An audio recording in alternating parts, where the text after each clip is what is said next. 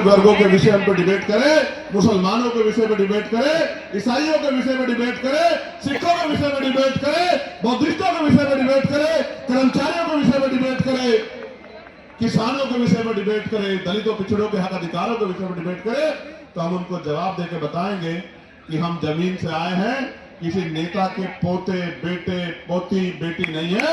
हमें जमीन का पता है कि आज हालात क्या है और लंबे समय से हालात क्या थे। प्यारे साथियों, बड़े गौर से सुनो।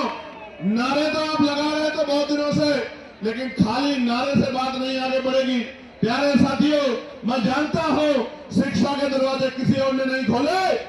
अगर राष्ट्रपिता ज्योतिबा फूले प्रयास नहीं करते तो आज हमारे तन पे ये कपड़े नहीं आते।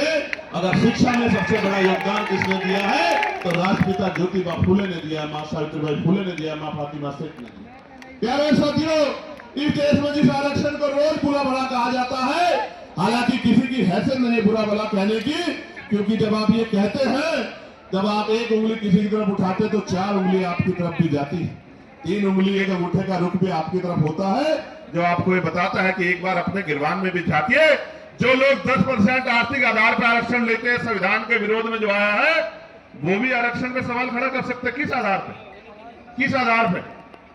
जो लोग सदियों से आरक्षण का लाभ लेते आ रहे हैं, तमाम संस्थानों पे काबिज हैं, जिन्होंने कमजोर वर्गों के लोगों को उनकी दुख तकलीफों के बाद, उनके भूखे पेट के बाद, जब उनकी बच्चों को तंग रखने का अधिकार नहीं था, जिन्होंने उनके आंसुओं के बाद भी, जिनके मुंह से एक शब्द भी हाय का भी नहीं निकला कि इनके साथ गलत हो रहा, वो उनसे सवाल कर रहे हैं। नहीं, आपको कोई अधिकार नहीं सवाल करने का। अगर सवाल करना चाहते हैं तो अपने अंदर पैदा करिए कि आपके अंदर न्याय की क्षमता है, आप न्याय प्रिय हैं, पहले साबित करिए, फिर आके सवाल कीजिए, हम आपके सारे सवालों का जवाब देंगे। प्यारे साथियों, आरक्षण क्या जाति के आधार पर मिलता है? आरक्षण क्षेत्र के आधार पर भी मिलता है। आप जाके देखो, जम्मू कश्मीर में आरक्षण क्षेत्र के आधार पर मिलता है। आप जाके देखो, हिमाचल में आरक्षण क्षेत्र के आधार पर मिलता है। आप जाके देखिए, उत्तराखंड में आरक्षण क्षेत्र के आधार पर मिलता है। कौन कहता है जाति के आधार पर मिलता है?